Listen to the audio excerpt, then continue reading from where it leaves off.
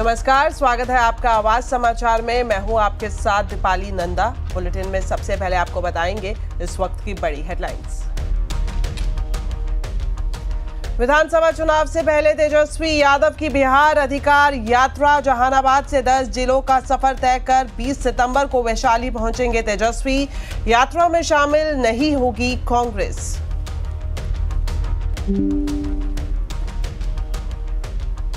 महाराष्ट्र में निकाय चुनाव का और बड़ा इंतजार। सुप्रीम कोर्ट ने समय सीमा 4 महीने बढ़ाई। 31 जनवरी 2026 तक तय की डेडलाइन। भारत और अमेरिका के बीच ट्रेड डील पर बन रही है बात। यूएस के चीफ नेगोशिएटर ब्रेंडन लिंच के साथ भारतीय अधिकारियों की मुलाकात। निफ्टी एक्सपायरी के दिन बाजार में जोर। सेंसेक्स निफ्टी अच्छी बढ़त के साथ बंद। Mid cap small cap shares में खरीदारी। ऑटो, रियलिटी, इंफ्रा शेयर्स में तेजी। फेड की बैठक से पहले सोना चांदी में तेजी। चांदी 1,30,000 के पास, सोना भी 1,10,000 के ऊपर कायम। बाजार को अमेरिकी ब्याज दरों में 0.25% कटौती की उम्मीद। गुजरात के जामनगर में वनतारा को सुप्रीम कोर्ट की बनाई एसआईटी ने दी क्लीन चिट। अथॉरिटी वनतारा में जीवों के रखरखाव से संतुष्ट। एसआईटी की टीम के मुताबिक वनतारा ने कोई भी कानून नहीं तोड़ा, सबका पालन किया। हिमाचल से उत्तराखंड तक भारी बारिश से तबाही। देहरादून की सहस्त्रधारा में बादल फटने से आफत। मंडी बस स्टैंड पर कई गाड़ियां सैलाब में बहीं। शिमला में लैंडस्लाइड के बाद जगह जगह रास्ते बंद।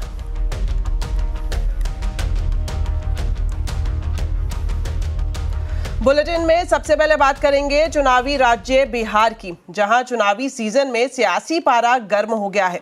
कांग्रेस की वोटर अधिकार यात्रा के बाद अब आरजेडी की बिहार अधिकार यात्रा शुरू हो गई है। तेजस्वी यादव की ये यात्रा 5 दिनों तक चलेगी। यात्रा के दौरान वो बेरोजगारी, पलायन और किसानों के मुद्दों को उठाएंगे।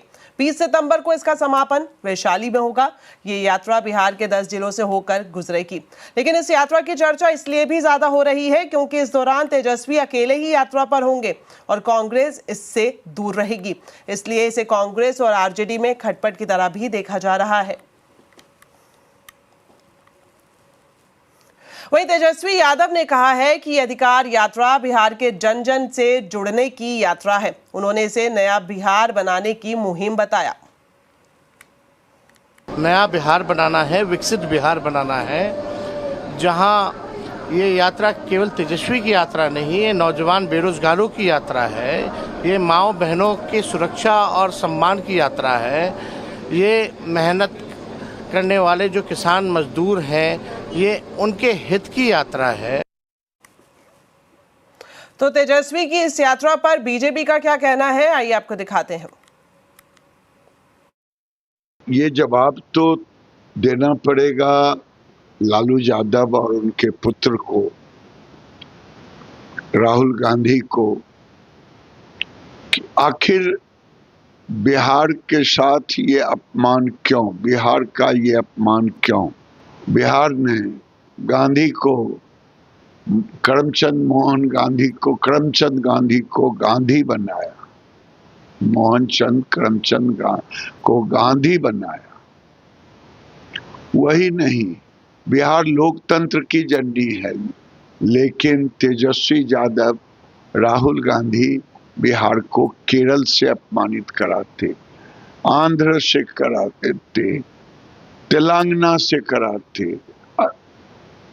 आप तमिलनाडु से कराते, यानी जहां जहां उनको बनता बिहार को गाली देते। वहीं बिहार के महागठबंधन में सीट बंटवारे को लेकर पेच फंसा हुआ है। इस बीच तेजस्वी यादव के 243 सीट पर खुद के नाम पर वोट मांगने वाले बयान ने हलचल मचा दी है। सवाल यह है कि क्या खुद को सीएम चेहरा घोषित करने में हो रही देरी से नाराज तेजस्वी ने यह बयान जानबूझकर दिया है, और क्या अब वो राहुल गांधी पर सीधे दबाव बनाने की कोशिश कर रहे हैं। सीट बंटवारे पर महागठबंधन में बड़ी बेचैनी।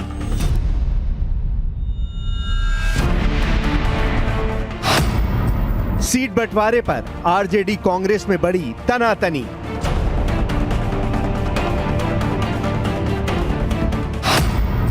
राहुल गांधी पर दबाव बनाने की तेजस्वी की नई चाल।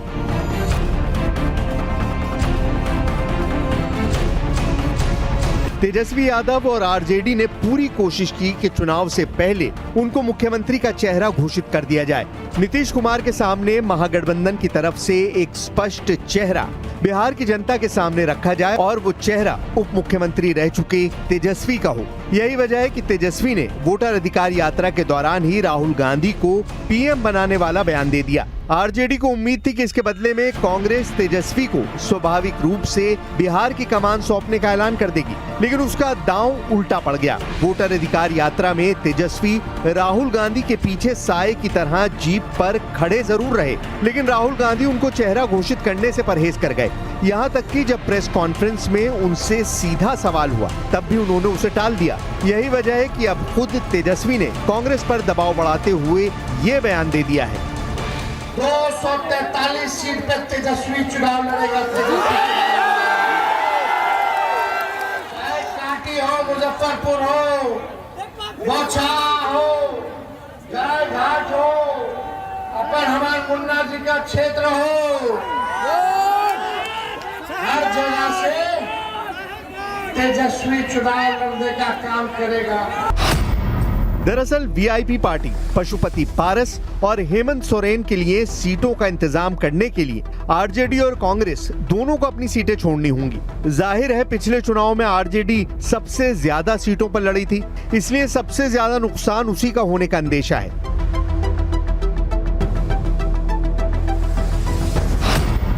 यही नहीं, इस बार कांग्रेस अब उन सीटों पर दावेदारी पेश कर रही है जहां उन्हें जीत की उम्मीद है। साथ ही वो आरजेडी की परंपरागत सीटों पर भी दावा ठोक रही है। इस बात से भी आरजेडी अंदर खाने नाराज है। तो बिहार के लिए महागठबंधन के बीच हम देख रहे हैं लगातार सीट बंटवारे को लेकर पेच फंसता हुआ दिखाई दे रहा है। वहीं दूसरी तरफ बिहार बीजेपी ने अपना चुनावी रथ लॉन्च कर दिया है। इस रथ का स्लोगन है चलो जीते हैं। पटना के ऐतिहासिक गांधी मैदान में आयोजित हुए इस कार्यक्रम में रथों को रवाना किया गया। इस रथ में एलईडी स्क्रीन लगी है जिसमें पीएम की लघु फिल्म चलेगी। प्रधानमंत्री मोदी के बचपन से लेकर अब तक के सफर को लघु फिल्म के जरिए दिखाया जाएगा। बिहार में विधानसभा चुनाव है और ऐसे में सभी पार्टियां अपने अपने तरीके से तैयारी में जुटी हैं और यह तस्वीर पटना के गांधी मैदान का है जहां से आज रथ रवाना किया जा रहा है। तस्वीरों में भी आप साफ तौर पर देख सकते हैं ये रथ जिसके ऊपर पोस्टर लगा हुआ है चलो जीते हैं। प्रधानमंत्री नरेंद्र मोदी की तस्वीर लगी है और यह रथ बिहार के सभी विधानसभा क्षेत्रों में भेजा जाएगा। रथ को हम आपको दिखाने की कोशिश करेंगे। ये देखिए ऊपर में लिखा है चलो जीते हैं, हो सके किसी के वास्ते चलो जीते हैं। और ये बड़ा एलईडी लगा हुआ है और दूसरे हिस्से में जो इसका रथ का जो दूसरा हिस्सा है वहाँ भी एक बड़ा पोस्टर लगा हुआ है और इस पर लिखा हुआ है स्वामी विवेकानंद जी के भविष्यवाणी की थी 21वीं सदी भारत का होगा जिस भारत में न कोई भूखा होगा, न कोई अशिक्षित और न कोई बेघर। स्वामी विवेकानंद जी के बचपन का नाम नरेंद्र था। एक नरेंद्र ने भविष्यवाणी की थी और दूसरा नरेंद्र इसे पूरा कर रहे हैं। तो साफ तौर पर इस रथ के जरिए यह संदेश दिखाने की कोशिश की जा रही है, यह बताने की भी कोशिश की जा रही है कि किस तरह से नरेंद्र मोदी बचपन से लेकर और यहाँ तक पहुँचे और फिर किस तरह से वो देश में विकास किए। ये सब कुछ इस लघु फिल्म के जरिए दिखाने और बताने की कोशिश की जा रही है और बिहार के सभी विधानसभा क्षेत्रों में ये रथ जाएगा। और आज आवाज अड्डा में हम इसी पर ही खास चर्चा कर रहे हैं। खास तौर पर बिहार की चुनावी महाभारत पर होगी चर्चा। बैटल ऑफ बिहार जरूर देखिए शाम 7:57 पर आज आवाज अड्डा में। चलिए बढ़ते हैं आगे और आपको बताएं सुप्रीम कोर्ट ने महाराष्ट्र में लोकल बॉडी चुनाव नहीं होने पर चुनाव आयोग की खिंचाई की है। सुप्रीम कोर्ट ने चुनाव आयोग को 31 जनवरी 2026 तक महाराष्ट्र में लोकल बॉडी चुनाव कराने के निर्देश दिए हैं और साथ ही ये भी कहा है कि इसमें आगे कोई एक्सटेंशन नहीं दिया जाएगा। डिटेल्स लेते हैं असीम मनचंदा से। असीम बताएं क्या कहा है सुप्रीम कोर्ट ने इस पूरे मामले में। महाराष्ट्र में स्थानीय निकाय चुनाव कराने में लगातार देरी हो रही है। मई में सुप्रीम कोर्ट ने स्टेट इलेक्शन कमीशन को निर्देश दिए थे कि आप सितंबर तक अपने यहाँ पर इलेक्शन पूरे कर लें। लेकिन आज जब इस मामले की सुनवाई हुई तो स्टेट इलेक्शन कमीशन ने सुप्रीम कोर्ट से ज़्यादा वक्त देने की मांग की। स्टेट इलेक्शन कमीशन का कहना था कि अभी तक डिलिमिटेशन की प्रक्रिया पूरी नहीं हुई है। इसके साथ साथ जो स्कूल हैं वहाँ पर अभी एग्ज़ाम चल रहे हैं, स्कूल मिलने में देरी आ रही है। इतना ही नहीं, ईवीएम की भी उपलब्ध नहीं है। तो ऐसे में चुनावों को थोड़े वक्त के लिए और टाल दिया जाए। तो सुप्रीम कोर्ट ने चुनाव आयोग को फटकार लगाई। सुप्रीम कोर्ट ने कहा कि डिलिमिटेशन की एक्सरसाइज को चुनावों में देरी करने का आधार नहीं माना जा सकता। सुप्रीम कोर्ट ने कहा कि आप 31 जनवरी 2026 तक चुनावों को पूरा करा दीजिए और इसमें किसी भी तरह का आपको कोई एक्सटेंशन नहीं दिया जाएगा। सुप्रीम कोर्ट ने यह भी कहा कि अगर आपको कोई भी आपत्ति है तो आप सुप्रीम कोर्ट में अक्टूबर तक ये सारी जानकारी हमको दे दीजिए, अन्यथा आपके ऊपर हम कार्रवाई करेंगे। तो अब जो महाराष्ट्र में जो लोकल बॉडी इलेक्शन है वो 31 जनवरी 2026 तक पूरे हो जाएंगे। शुक्रिया असीम इस पूरी जानकारी के लिए। अब खबर उत्तराखंड से, जहां देहरादून में आज सुबह फिर बादल फटा। जो तस्वीरें उत्तराखंड से आ रही हैं वो डराने वाली हैं। बादल फटने से तमसा, टोंस और सहस्त्रधारा नदी में जलस्तर भर गया और आसपास के इलाकों में पानी से लबालब स्थिति दिखाई दी। कई सड़कें जलमग्न हो गई, कई दुकानें तेज बहाव में बह गई। भूस्खलन से कई घर मलबे में तब्दील हो गए। कुछ लोगों के मलबे में दबे होने की आशंका जताई जा रही है। इधर मुख्यमंत्री पुष्कर सिंह धामी देहरादून में हालात का जायजा लेने के लिए पहुंचे हैं। एसडीआरएफ, एनडीआरएफ और स्थानीय प्रशासन की टीम राहत और बचाव कार्य में जुटी हुई है।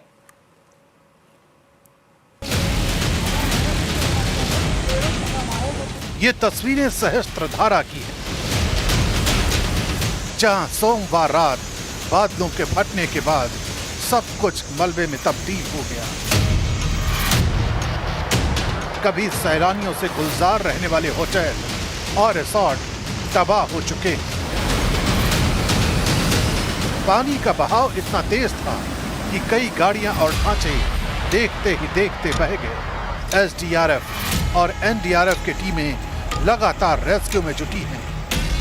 बादल फटने की विनाश लीला सितंबर की बारिश में पहाड़ों की नाजुक तस्वीर को फिर से सामने ले आई।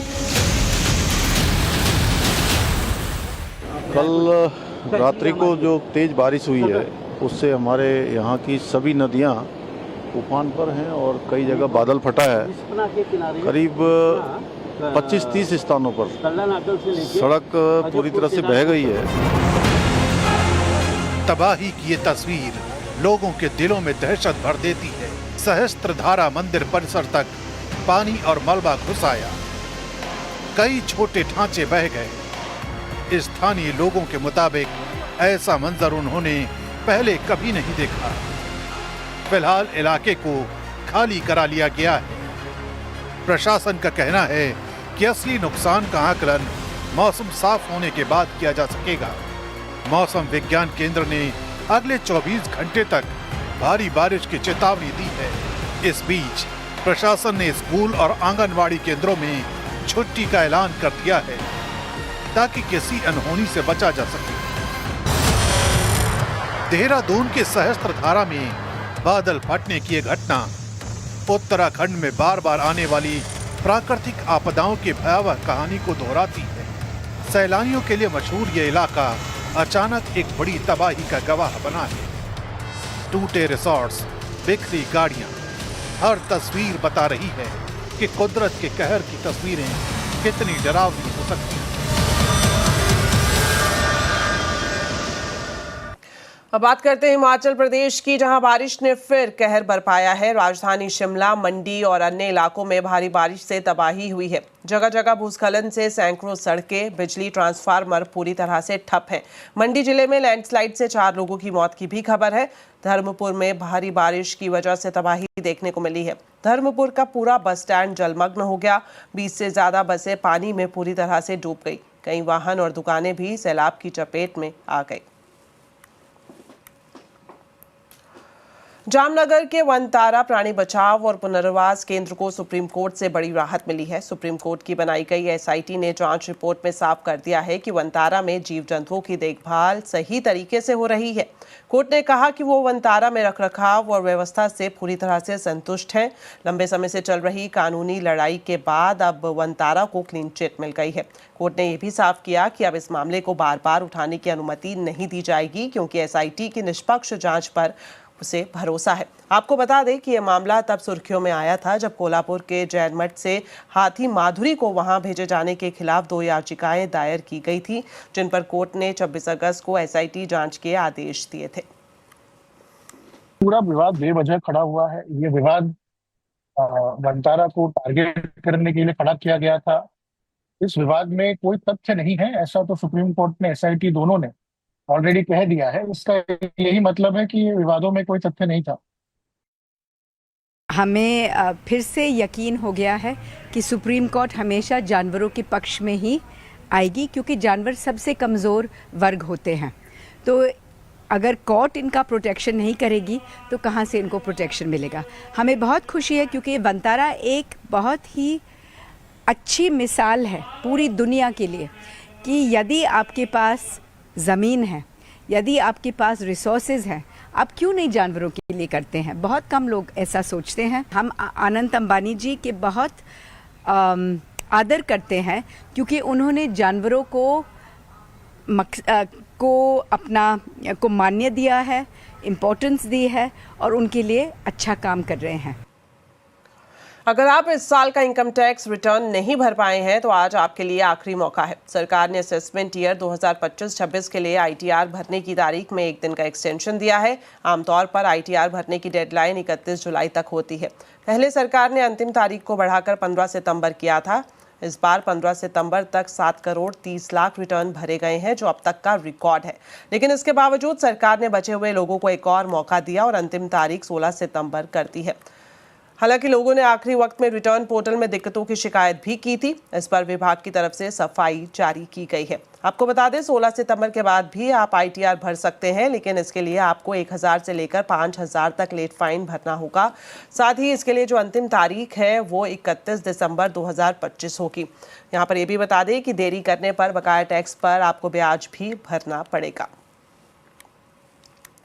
तो नवरात्रि का त्योहार कुछ ही दिन दूर है और हर साल नवरात्रि में गरबा के लिए ड्रेस का लुक बदल जाता है। इस साल चनिया चोली और अन्य ड्रेस में क्या कुछ खास है, बता रहे हैं अहमदाबाद से संवाददाता केतन जोशी।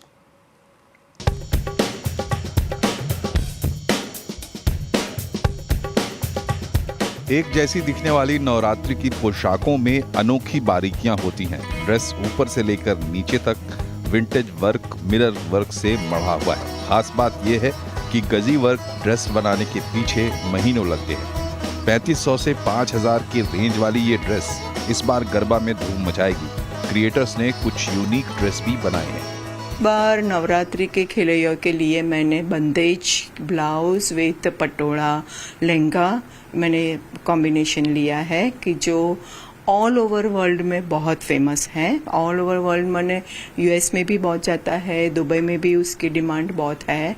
और उसके साथ मैंने कच्छी वर्क का भी यूज़ किया है। कच्छी वर्क के पैचेस, ब्लाउजेस मैंने उसके साथ लगाए हैं। नवरात्रि ड्रेस का 2 तरह का मार्केट है, मीडियम रेंज और हाई रेंज ड्रेस। कई क्रिएटर्स ने गजी वर्क के साथ साथ गुजरात के कच्छ इलाके की हैंड वर्क डिजाइन को महंगे रोमन सिल्क और कॉटन पर उतारा है, जो 7 समंदर पार भारतीयों को खूब पसंद आ रहा है। हालांकि ऐसे ड्रेस की कीमत 12,000 से 20,000 रुपए तक रहती है।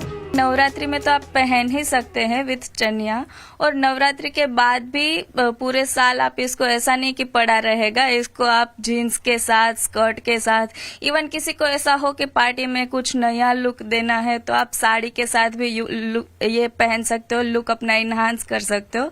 9 दिन तक गरबा में लोगों की चाहत खास ड्रेस पहनने की रहती है, इसीलिए हर साल इसका मार्केट बदलता रहता है। नवरात्रि सिर्फ 9 दिनों का त्योहार ही नहीं है, लेकिन पूरे साल लाखों महिलाओं को इस तरह से आत्मनिर्भर करने का एक बहुत बड़ा प्रतीक भी बन चुका है। केतन जोशी, अहमदाबाद।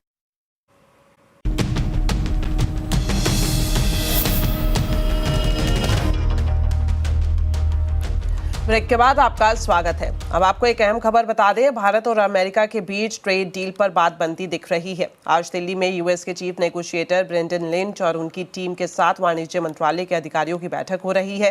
भारत की तरफ से चीफ नेगोशिएटर और उद्योग मंत्रालय के एडिशनल सेक्रेटरी राजेश अग्रवाल और उनकी टीम इस बैठक में शामिल है। तो ये बातचीत कितनी अहम है जानने के लिए अब सीधा जुड़ते हैं हमारे वरिष्ठ सहयोगी लक्ष्मण रॉय से। तो लक्ष्मण जी, जानना चाहेंगे आपसे इस बैठक से क्या कुछ निकलने की उम्मीद है?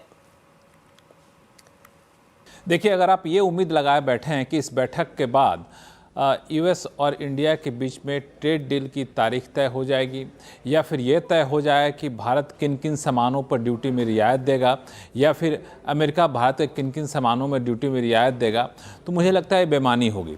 इस तरह की डिटेल इस बैठक से निकल कर आने की संभावना या फिर कह सकते हैं उम्मीद नहीं करनी चाहिए, क्योंकि ये जो कहते हैं ना अंतर्राष्ट्रीय कारोबार की बैठकें जो होती हैं अलग अलग, तो उसमें अलग अलग राउंड की बैठक होती है। तो छठे राउंड की बैठक होनी थी, ये छठे राउंड की बैठक नहीं है।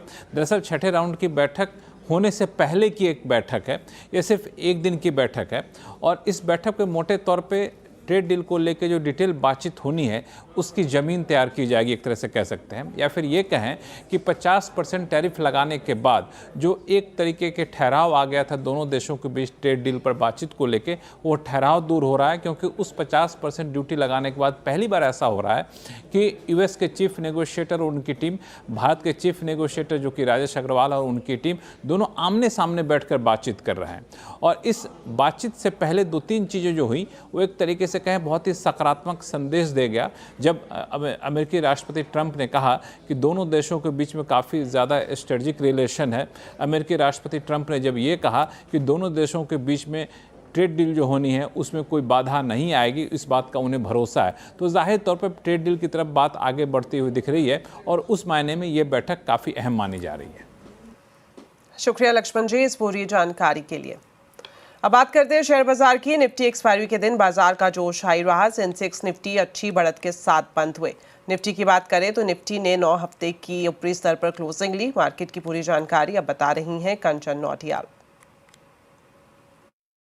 तो हफ्ते का दूसरा कारोबारी दिन, आज के सत्र की अगर बात करी जाए तो अच्छे खासे गेन्स के बाद आज हमें क्लोजिंग आती हुई दिखाई दी है। निफ्टी में जहां पे कल हमें कंसोलिडेशन का मूड देखने को मिला था, वापस से आज एक रिवाइवल आता हुआ दिखाई दिया है। इनफैक्ट बैंक निफ्टी भी अच्छा खासा सपोर्टिंग मेंबर यहां पे बन के खड़ा हुआ है। मिड कैप, स्मॉल कैप, हर जगह में जो गेन्स है हमें अच्छे खासे देखने को मिले हैं। अब बात करते हैं कि स्टॉक स्पेसिफिक एक्शन किस तरीके का रहा है। अगर मॉर्निंग से ही बात करें हम तो सेक्टर स्पेसिफिक अप्रोच में ऑटो ने अच्छी खासी आज के सत्र में रैली दिखाई है। स्टॉक स्पेसिफिक में अगर आप देखेंगे तो 2 स्टॉक ऑटो से ही है, महिंद्रा एंड महिंद्रा, साथ में मारुति सुजुकी। इसके अलावा कोटक महिंद्रा बैंक और लार्सन एंड ट्यूब्रो, यहां पे भी अच्छे खासे गेन्स हमें देखने को मिले हैं।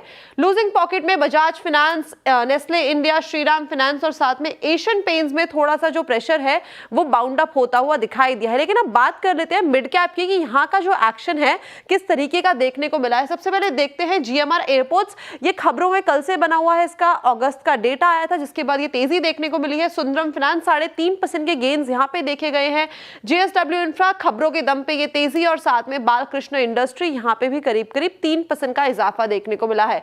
लूजिंग स्ट्रीक की अगर बात कर ली जाए तो देखिए इंडियन होटल्स यहां पे करीब 1.5% की गिरावट देखने को मिली है। बीएससी में 1.5% की और मैक्स हेल्थ केयर की बात करी जाए तो यहाँ पे भी 1.25% का डाउनसाइड और मैक्स फाइनेंशियल में करीब 1% का डाउनसाइड देखने को मिला है। लेकिन ब्रॉडर मार्केट की अगर हम बात कर ले तो मेजॉरिटी ऑफ जो सेक्टर्स हैं हमें पॉजिटिव नोट में बंद होते हुए दिखाई दिए हैं।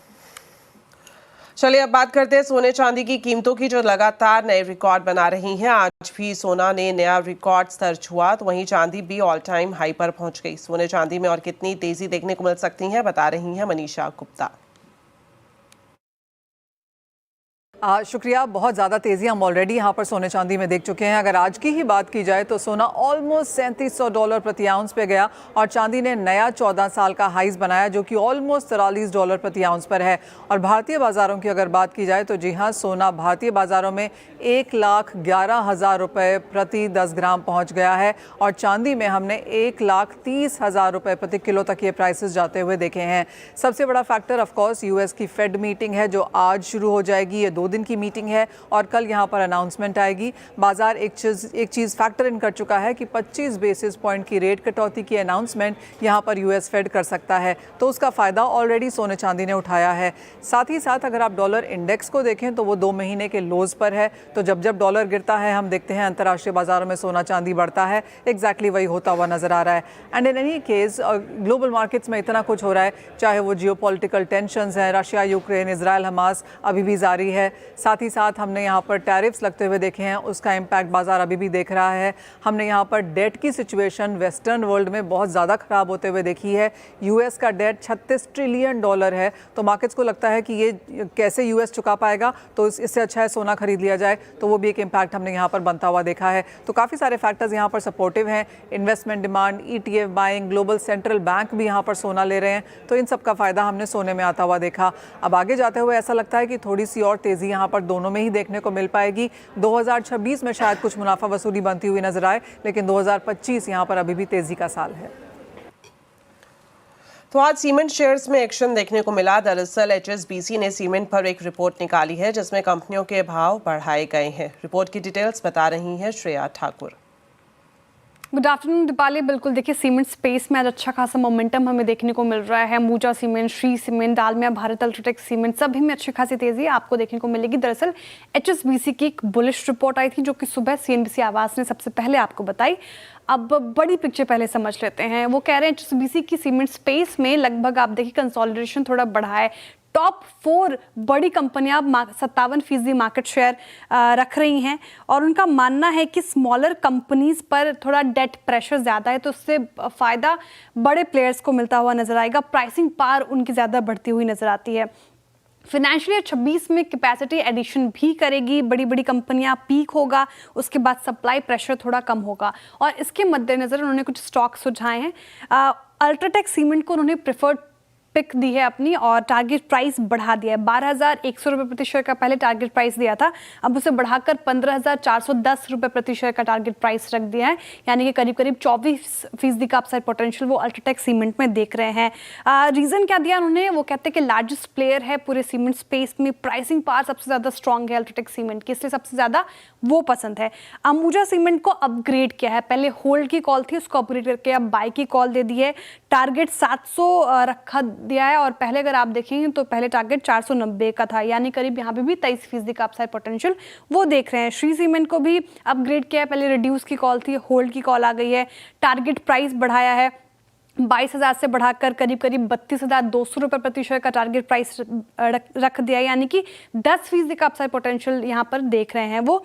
इसके अलावा डालमिया भारत बाई की कॉल बरकरार रखी, यहाँ पे कोई उन्होंने चेंज नहीं किया। हालांकि टारगेट प्राइस अगर आप देखें तो ये बढ़ा दिया है, 2,000 रुपये प्रति शेयर का टारगेट प्राइस था डालमिया भारत पर, अब बढ़ाकर लगभग 2,900 रुपये प्रति शेयर कर दिया। यहाँ पे भी 20% का अपसाइड पोटेंशियल।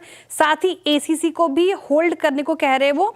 टारगेट प्राइस यहाँ की बात करें तो 2,040 रुपये प्रति शेयर का टारगेट प्राइस, 10% का अपसाइड पोटेंशियल देख रहे हैं वो। तो आसान शब्दों में कहूँ तो HSBC मान के चल रहे हैं कि इस पूरे स्पेस में बड़े प्लेयर्स को फायदा ज्यादा होता हुआ नजर आएगा। तो ये कुछ तमाम पिक्स आपके स्क्रीन पर जो आपको रडार पे रखने चाहिए। तो चलिए इसी के साथ फिलहाल इस बुलेटिन में इतना ही, लेकिन जाने से पहले आपको बताते हैं आज के कंज्यूमर अड्डा के टॉपिक के बारे में।